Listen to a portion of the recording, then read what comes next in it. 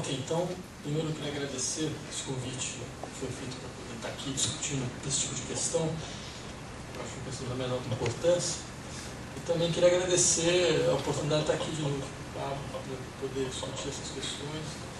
De uma certa forma, a gente já havia começado a discutir no momento de elaboração do Plano Municipal de Cultura do Fernando Haddad, né, que a gente teve a oportunidade de poder trabalhar juntos nessas discussões, plano que deve estar em algum lugar na galáxia, não sei exatamente onde é que eles enviaram, né? Mas tudo bem. Na verdade, eu gostaria de aproveitar esse momento inicial de debate para colocar em circulação 3 proposições, né? E explicar um pouco porque eu insistiria muito na correção dessas proposições. A primeira delas é que a cultura popular é uma invenção burguesa. Na verdade, é uma invenção burguesa do século XIX.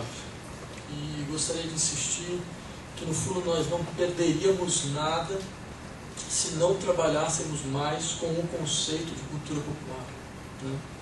Acho que é uma maneira de organizar o campo da cultura, de pensar o campo da cultura através de certas dicotomias, né, que está longe de ser produtivo hoje em dia. Então, acho que seria o caso de fazer uma crítica do conceito de cultura popular, né? Eu acho importante porque normalmente se faz só a crítica do conceito de alta cultura, né? E deixando um pouco a ideia de cultura popular como uma espécie de último grande resquício, último bastião da expressividade das classes mais vulneráveis e desfavorecidas do ponto de vista da sua sobrevivência econômica, né? Eu acho que esse é um equívoco, né? Eu gostaria de insistir um pouco nesse aspecto. A segunda proposição é de que não existe no Brasil uma política estatal de cultura realmente de esquerda, né?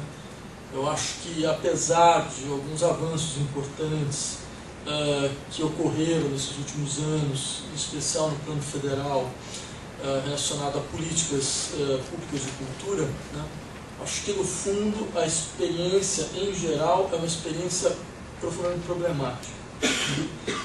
Então, gostaria de insistir também nesse aspecto, onde, a meu ver, ela é problemática, né? E, por fim, eu gostaria de insistir que a experiência artística é uma experiência completamente desprovida de classe. Eu sei que eu já tive algum desaforo por causa disso, né? Mas eu queria insistir com vocês nessa proposição também, né? Eu queria explicar porque eu tenderia a fazer essa defesa. A primeira proposição, a ideia de que a cultura popular é uma invenção burguesa, né? Eu insistiria em um livro que me parece bastante bem sucedido nesse ponto, embora ele seja só vinculado a um campo da cultura, que no caso é a música, chama Cultura e Nacionalismo, entre o romantismo e o nacionalismo, entre o romantismo e o modernismo, de um autor chamado Karl Dalhaus, né? Eu vai insistir mais ou menos na seguinte ideia: acho que isso pode ser, em larga medida, utilizado para todo o campo mais amplo, né? Eu sei que existem outras pessoas já desenvolveram essa ideia, mas eu gostaria de partir dessa perspectiva de análise, né? Ou seja, manifestações ligadas àquilo que nós entendemos por classes populares sempre houve, é claro. Mas uma cultura popular, ou seja, um espaço identitário que se constitui a partir da compreensão, da autoconsciência de sua diferencialidade, ou seja, da sua natureza diferencial em relação a um outro tipo de manifestação cultural ligada àquilo que nós poderíamos chamar de elite. Isso é uma invenção do século XIX. Isso é uma invenção do século XIX, é uma invenção burguesa do século XIX, que é uma invenção muito vinculada ao desenvolvimento da ideia de nacionalidade, né? E ao desenvolvimento de que a constituição dos Estados-nação, eles precisam de um lastro cultural. Esse lastro cultural se dá na sua especificidade popular, na sua especificidade das suas manifestações populares, que devem ser recuperadas de uma maneira cada vez mais forte, também como uma política de Estado, né? Ou seja, não por acaso, isso vai ser não só um momento onde a ideia de cultura popular ela ganha uma organicidade enquanto fenômeno, enquanto um determinado tipo de fenômeno que funda a sua própria natureza, funda o seu próprio território, mesmo que todas as manifestações do que nós chamamos normalmente de culturas populares são manifestações, como todos os estudos culturais sempre insistiram, muito marcadas por essas travessias de fronteira, que fazem então com que a constituição da identidade seja um problema cada vez maior, mas mesmo assim eu insistiria, ela é um tipo de produção que desde o início ela foi ideologicamente constituída, ideologicamente defendida, principalmente pelo interesse da burguesia em se constituir enquanto uma classe que seja o vetor, dos interesses da nação. Então, nesse sentido, por que eu acho importante? Porque hoje em dia, falar em cultura popular me parece que se justifica a partir de três perspectivas. Ou se fala de cultura popular imaginando que há uma unidade de identidade entre todas as culturas, entre todas as manifestações culturais que são produzidas numa determinada localização geográfica, onde nós acreditamos que vivem aqueles que, de uma certa maneira, são os mais vulneráveis do ponto de vista social. Então, tudo aquilo que é produzido na periferia, ela tem uma identidade que lhe é própria, uma identidade popular. Então, tudo aquilo que, de uma certa maneira, circula espontaneamente no interior desse espaço geográfico, ele já é, de uma certa maneira, já definido como participante do mesmo conjunto. Segunda maneira de tratar é uma maneira de tratar que, no fundo, aí acho que toda a discussão, você deve lembrar da discussão sobre o funk, acho que toda a discussão ela gerou um pouco em torno disso, que no fundo, me parece que é uma maneira como o setor avançado da indústria cultural encontra para legitimar sua própria produção. Então, de uma certa forma, é como se houvesse um jogo de espelhos, onde aquilo que, porque eu acho que o conceito de indústria cultural ainda tem sua valência, aquilo que, de uma certa forma, aparece sob o espectro da indústria cultural é reverberado. E nós conhecemos isso muito bem, desde essa passagem a criação do conceito de música sertaneja, até a ideia da música sertaneja universitária, e a maneira com que você tem uma produção que a princípio seria uma produção popular, mas que tem uma circulação muito fácil em todos os mecanismos de difusão da indústria cultural, que nunca teve nenhuma grande dificuldade de difusão. E por fim, me parece que o terceiro elemento da cultura popular é ligar a cultura popular a uma prática regressiva da conservação do aspecto folclórico das nacionalidades. Acho que nenhum dessas três perspectivas elas merecem algum tipo de defesa, muito pelo contrário. Acho que, na verdade, o que acontece se nós abandonamos a ideia de cultura popular? O que acontece se nós não trabalhamos mais com a ideia de cultura popular? Me parece que, inicialmente, isso significa você criar um outro processo de valoração, onde as manifestações artísticas que ocorrem em vários lugares da vida urbana, por exemplo, elas podem ser colocadas em um certo grau de avaliação conjunta. Você não há me parece, nenhuma razão em não reconhecer aspectos de produções extremamente inovadoras do ponto de vista formal e da sua capacidade crítica, certo? Vindo daquilo que nós chamamos de cultura popular. Assim como também não faz sentido algum em não reconhecer manifestações profundamente regressivas, profundamente arcaicas, profundamente conservadoras, vindo daquilo que nós chamamos de cultura popular. Então não me parece fazer sentido algum tentar colocar manifestações do ponto de vista da sua produtividade no campo da cultura. São completamente díspares sobre o mesmo conceito. Quer dizer, e não me parece também que faz sentido algum tentar definir diferenças culturais a partir dos receptores ou mesmo a partir dos produtores. Porque eu insistiria num determinado aspecto, e aí eu iria na minha terceira proposição. Eu digo que não me parece que o conceito de classe seja um bom conceito para compreender expressões artísticas. Eu lembro de toda essa discussão do Bourdieu, em cima do livro sobre a distinção, e sempre ela me pareceu uma discussão profundamente questionável. profundamente questionável pelo seguinte, porque me parece que ela não levava muito em conta a natureza social dos produtores. Por exemplo, digamos assim, vamos começar com uma pergunta mais do que isso. Acho que talvez uma maneira interessante de se colocar a questão é qual classe é a boemia artística? De qual classe ela participa? Quer dizer, de onde ela vem?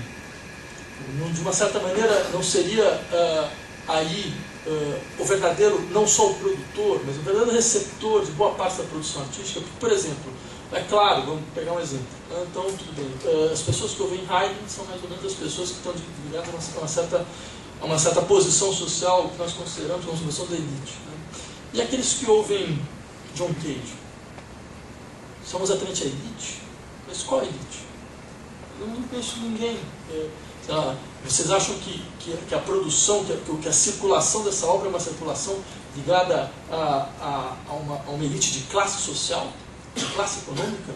Quer dizer, é muito mais provável que você encontre ouvintes desse tipo de produção, por exemplo, dentro da massa de estudantes que vem da classe média baixa, né, e que, de uma certa maneira, procuram ter um tipo de acesso dentro da vida universitária, certo? Do que realmente de alguém que vem da elite cultural, da elite econômica de um país como o Brasil. Ao contrário, se nós formos ver, afinal de contas, por exemplo, se eu pegar o caso famoso do funk, é um dado muito interessante. Do ponto de vista do seu consumo, boa parte daqueles consumos vem da elite econômica brasileira, né? Que são aqueles que ouvem aquilo que seria a cultura popular, né? Que ouvem as manifestações que seriam próprias da cultura popular, sertanejo universitário, coisas dessa natureza. Ou seja, não me parece que nós devamos fazer esse tipo de avaliação levando em conta a natureza dos receptores, porque mesmo dos produtores, você vai encontrar de maneira muito clara, quer dizer, de onde vêm essas pessoas?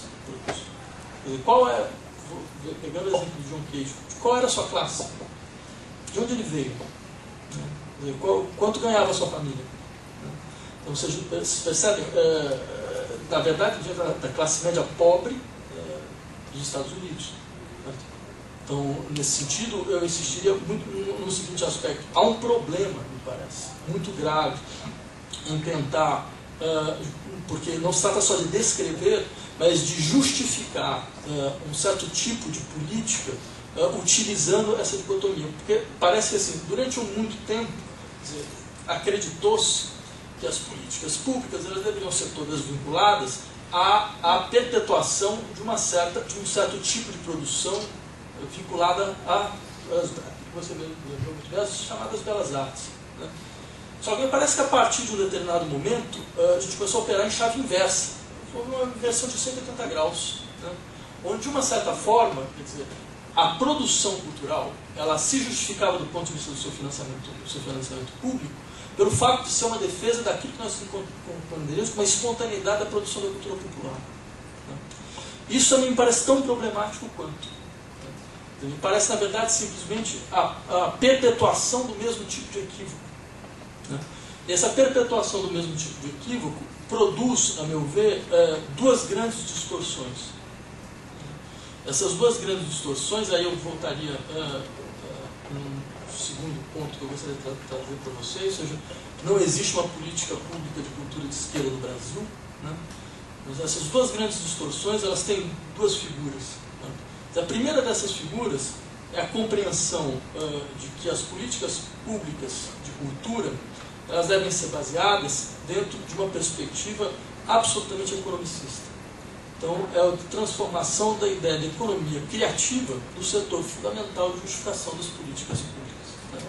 Ou seja, a ideia de que, bem, o campo da cultura é um campo de autoempregabilidade, né? É um campo que, do ponto de vista da sua inserção simbólica, ela é fundamental estrategicamente para um país, ou seja, um país que, porventura, queira ter uma posição estratégica dentro do xadrez internacional, precisa saber utilizar a sua cultura também de maneira estratégica, certo? Então precisa saber internacionalizar a sua cultura, ou aquilo que ele entende por sua cultura, certo? E, além do que, é um setor de rentabilidade financeira absolutamente inacreditável, certo? É um dos poucos setores onde você pode ter margens de lucratividade da ordem de 200, 300, 400% ao ano, né? Sei lá, o setor de artes plásticas, né? E toda a maneira como ele se transformou numa carteira de investimentos, né? de alguns bancos privilegiados, né? Ou seja, você tem aí toda uma justificação econômica que faz então que o Estado deva ter um tipo de política de intervenção no campo da cultura para que essa potencialidade econômica se desdobre de maneira cada vez mais forte, né? Um exemplo, me parece, do absurdo que isso pode produzir foi a recente uso da Lei Rouanet para a história dos desfiles de moda, né? Em Paris. Os 7 milhões de reais foram dados para 3 estilistas fazerem os seus desfiles, né? E também, a princípio, com isso também fazer uma oficina, já que afinal de contas precisa ter um retorno, né? Fazer uma oficina aberta, lá na oficina aberta é legal, porque era lá na Faculdade de Santa Marcelina, né? Para explicar, então, afinal de contas, como eles são tão criativos e interessantes, né? Bem, um outro problema, que me parece também um problema suplementar, na verdade, simplesmente a outra vertente do problema, é a transformação da cultura numa espécie de a secretaria do Ministério da Cultura, uma ponta de lança do Ministério de Assistência Social, né? De uma transformação do campo da cultura, justificação do campo da cultura, a partir da sua possibilidade de fortalecimento dos processos de integração social. E me parece que uma boa parte de toda essa maneira, nos últimos anos, de se justificar essa liberalidade no uso da cultura popular, vem muito daí, né? E eu insistiria muito no seguinte aspecto. Vejam que interessante, nós temos aí 12 anos de uma continuidade de políticas culturais no nível federal, né? E eu pergunto a vocês se não teria sido muito mais importante, do ponto de vista dos investimentos que são imputados em cultura, né? Estabelecer uma prioridade que estaria vinculada principalmente a 2 princípios. O princípio da necessidade de desenvolvimento de uma formação para a cultura e o princípio de desenvolvimento de uma política que seja capaz de permitir a circulação daquilo que não circula, né? Independente, afinal de contas, se isso diz respeito àquilo que normalmente nós entendíamos por alta cultura ou aquilo que nós entendíamos por cultura popular, né? Mas é fato que você tem um conjunto de produção nacional que simplesmente não consegue circular, muitas vezes pela sua especificidade formal, ou seja, pela sua capacidade de desenvolver uma reflexão formal, que é de outra natureza, que é de uma natureza de fato, que você tem uma dificuldade maior de circulação, ou que tem um montante de investimentos que impede, na verdade, a sua produção, certo? E isso deveria ser, de fato, sim, uma atribuição do Estado, né? Um outro elemento que me parece fundamental, e isso eu acho que foi uma negligência muito brutal, quer dizer, é aquilo que nós deveríamos chamar de formação para a cultura. Formação para a cultura não significa você formar técnicos que possam operar, sei lá, mesa de som e cenografia de teatro, né? Formação para a cultura me parece, em última instância, isso é uma função fundamental do Estado, né? Algo da seguinte natureza. Por exemplo, digamos que você mora em Parelheiros. Você resolve, então, ser ator de teatro. O que você faz? Nada. Tem uma escola de teatro em Parelheiros, né? Se você quer, então, você resolve, então, você adora o violoncelo, o contrabaixo, acho um troço grande, enorme, muito interessante, né? Mas só que você mora em São Miguel Paulista, né? Então você resolve, então, aprender contrabaixo. Você, sabe, queria tocar uma banda de rockabilly, não precisa nem ser uma orquestra sinfônica. Acho legal, sei lá, Stray Cats, né? Ficar lá fazendo piano, o que você faz? Nada. Não tem um conservatório em São Miguel Paulista. Nunca teve. Nunca foi uma política, né? Assim, eu diria, nem escolas de música, escolas de artes, né? Aí é uma crítica que eu gostaria de fazer. Isso é uma coisa importante que todos saibam, né? Por isso eu acho que faz muito sentido fazer essa discussão. Quando a gente desenvolveu o plano de cultura, né, um dos pontos importantes era a proposta de criação de 2 grandes centros culturais na periferia de São Paulo, né?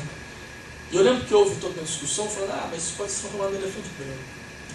Pensou, falou, não, a gente vai fazer o seguinte, a gente vai colocar uma escola de artes em cada um desses centros, que funciona de manhã e de tarde, né? Então, uma escola de oficina de vídeo, oficina de cinema, com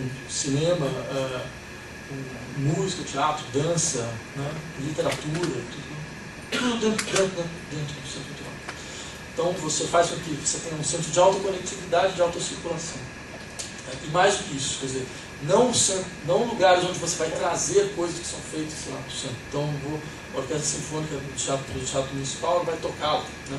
Mas ao contrário, mas também o movimento ao contrário. Né? As produções que são feitas localmente, elas vão ter mais visibilidade. Elas vão poder aparecer nos lugares e vão poder circular em outros centros, né? Então, havia essa preocupação. Aí tudo bem. Passou uma parte, né? E há alguns meses atrás houve uma apresentação do plano de metas da prefeitura, né? E aí eu encontrei os centros culturais. Só que no lugar das escolas de artes apareceu uma pista de skate, né? Então é um centro cultural com uma pista de skate, não tem mais uma escola de artes, né? Me parece que isso é um exemplo muito forte de um equívoco de política pública muito importante no Brasil, certo? Quer dizer, que é a incapacidade de compreender que, em última instância, dizer, sem um processo de formação, pode pensar, isso é só uma perspectiva elitista, né? Porque significa, então, a quem vai formar, né? Então a gente vai lá na periferia, vai educar as pessoas para que elas, então, aprendam a ouvir direito, a ler direito, coisas dessa natureza, blá, blá, blá, blá. É muito interessante essa discussão, porque é muito parecida com a discussão que a gente tem no departamento de filosofia, né? Que é um pouco aquela discussão assim, mas quem vai ensinar? Por que eu não posso fazer espontaneamente, né? A minha reflexão? Quem vai me ensinar?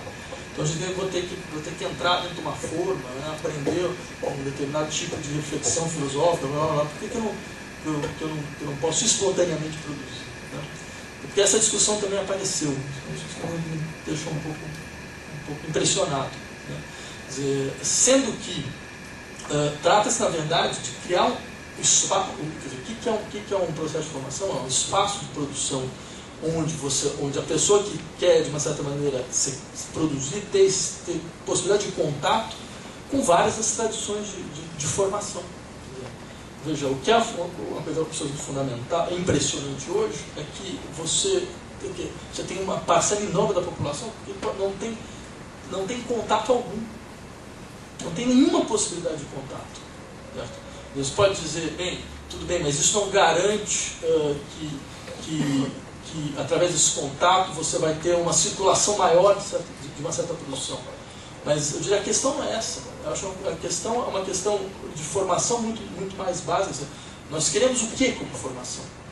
Queremos uma formação onde a pessoa seja ao mesmo tempo capaz de conhecer bem a tradição do samba brasileiro, e conhecer bem também a tradição da música erudita ocidental. A gente quer uma situação que é um pouco marcada por atores e por decisões que ninguém sabe de onde vem.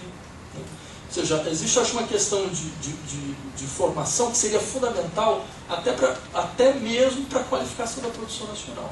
Eu terminaria um pouco por aí, dizendo, eu não teria nenhum problema de fato afirmar mais uma vez que eu acho absolutamente peculiar que durante todo o processo de crescimento econômico que esse país teve, sempre esse processo foi acompanhado por um processo de explosão criativa. Nos anos 30, nos anos 50 e mesmo nos anos 70, sob os auspícios da ditadura militar. Isso não aconteceu agora. E há uma razão para isso. E acho que é uma questão a se pensar, né? O que foi que aconteceu que não houve, de fato, uma explosão criativa nesses últimos 10 anos, sendo que houve um crescimento econômico extremamente expressivo. É isso.